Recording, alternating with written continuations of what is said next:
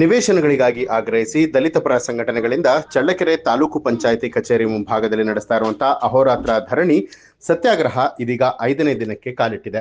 ಈ ಕುರಿತು ಪ್ರತಿಭಟನಾ ಸ್ಥಳಕ್ಕೆ ಜಿಲ್ಲಾಧಿಕಾರಿ ವೆಂಕಟೇಶ್ ಅವರು ಭೇಟಿ ನೀಡಿ ಪ್ರತಿಭಟನಾಕಾರರಿಂದ ಮನವಿಯನ್ನ ಸ್ವೀಕರಿಸಿ ಮಾತನಾಡಿದ್ರು. ಜನಸಂಖ್ಯೆಗೆ ಅನುಗುಣವಾಗಿ ನಿವೇಶನ, ಬಡಾವಣೆ ನಿರ್ಮಾಣದ ಜೊತೆಗೆ ಸ್ಮಶಾನ, ಶಾಲೆ, ಅಂಗನವಾಡಿ ಹಾಗೂ ಪ್ರಾಥಮಿಕ ಆರೋಗ್ಯ ಕೇಂದ್ರಗಳ ನಿರ್ಮಾಣಕ್ಕೆ ಜಾಗವನ್ನ ಮೀಸಲಿಟ್ಟು 1 ವಾರದ ಒಳಗಾಗಿ ಅರ್ಹ ಎಲ್ಲ ಫಲಾನುಭವಿಗಳಿಗೆ ನಿವೇಶನ ನೀಡಲಾಗುತ್ತೆ ಅಂತ ಹೇಳಿದ್ರು. ಇನ್ನು ಅರ್ಹ ದಲಿತ ಕುಟುಂಬಗಳಿಗೆ ಪ್ರತ್ಯೇಕ ಬಡಾವಣೆ ಮಾಡಿ 1 ವಾರದ ಒಳಗೆ ನಿವೇಶನ ಹಕ್ಕುಪತ್ರ ವಿತರಣೆ ಮಾಡಲಾಗುತ್ತೆ. ಈಗಾಗಲೇ ನಿವೇಶನಗಳ ಗುರುತಿಸುವಂತಹ ಕಾರ್ಯ ಚುರುಕುಗೊಂಡಿದ್ದು ಶೀಘ್ರದಲ್ಲೇ ನಿವೇಶನ ವಿತರಣೆ ಮಾಡಲಾಗುತ್ತೆ ಅಂತ ಹೇಳಿ ಭರವಸೆ ಕೊಟ್ಟರು. ಈ ಹಿನ್ನೆಲೆಯಲ್ಲಿ ಪ್ರತಿಭಟನಾಕಾರರು ಅಹೋರಾತ್ರಿ ಧರಣಿ ಸತ್ಯಾಗ್ರಹವನ್ನ ಮೊಟಕುಗೊಳಿಸಿದ್ದಾರೆ. ಈ ಸಂದರ್ಭದಲ್ಲಿ ಅಪರ ಜಿಲ್ಲಾಧಿಕಾರಿ ಕುಮಾರಸ್ವಾಮಿ, ಜಿಲ್ಲಾ ಪಂಚಾಯಿತಿ ಸಿಇಒ ಡಾಕ್ಟರ್ ಆಕಾಶ್, ಜಿಲ್ಲಾ ಪೊಲೀಸ್ ವರಿಷ್ಠಾಧಿಕಾರಿ ರಂಜಿತ್ ಕುಮಾರ್ ಬಂಡಾರ್ ಹೀಗೆ ಹಲವಾರು ಜನ ಹಾಜರಾಗಿದ್ರು.